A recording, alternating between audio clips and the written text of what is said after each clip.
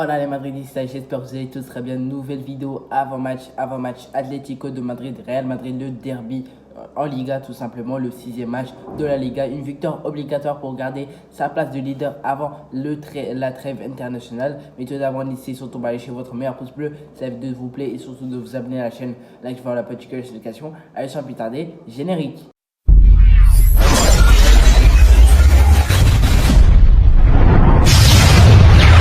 Abonnez-vous à Zone Real Madrid et activez la cloche de notification. Alors les gars, le Real doit garder sa place de leader avant cette trêve internationale. Comme vous le savez, ce sera le dernier match avant le 2 octobre pour le Real Madrid pour affronter cette équipe de Osasuna. Alors ce match de Osasuna, on va normalement enregistrer le retour de Benzema, celui de Militao, etc. Donc voilà, alors le Real se déplace au Wanda Metropolitano pour débuter, pour jouer ce sixième match, ce dernier match avant la trêve internationale. Un match qui va être décisif, un match qui va être compliqué, on le sait tous parce que c'est l'Atlético de Madrid, on va s'ennuyer c'est sûr, parce que l'Atlético c'est pas une équipe agréable à jouer, on le sait tous parce que l'Atlético ils sont... Vous le savez, j'ai même pas besoin d'expliquer, vous savez comment ils sont très compliqués à jouer. Donc voilà, ça va être un match compliqué, un match ennuyeux. Et je pense que on va voir ça pendant le match, ça on le sait déjà. Alors pour le match, Ancelotti devrait aligner un 4-3-3. Mais ça, je vais donner mon classement et mon pronostic pour ce match-là. Alors au cas, on aura Thibaut Courtois comme d'habitude. Une charnière centrale composée de Alaba et Rudiger tout simplement. Parce que je veux voir Mendy pendant ce match.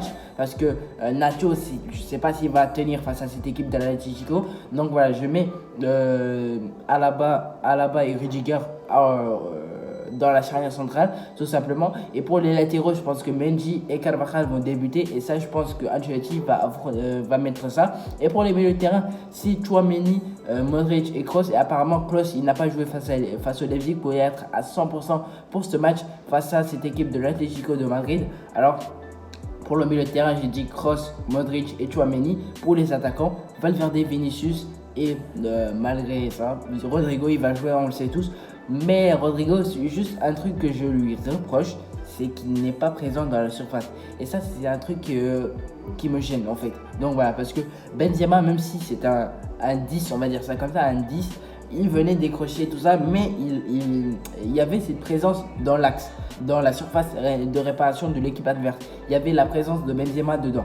Mais quand on voit le match de Leipzig, c'est que Rodrigo, parfois il est à gauche, à droite, il n'est jamais au centre. Et c'est ça qu'on lui demande, d'être au centre et pour essayer de marquer, d'apporter une solution au centre. Et quand tu vois toutes les occasions du Real, hein, je vous dis ça comme ça, toutes les occasions, c'est à côté, c'est jamais au centre. Sans Benzema, il n'y a pas une seule occasion concrétisée ok, Rodrigo, il était dans la surface, on lui a donné, il a marqué. Non, c'est juste les occasions. Voilà, Valverde, c'est pas un buteur de base, mais je pense qu'il est exceptionnel en ce moment. Il est exceptionnel, Valverde, masterclass.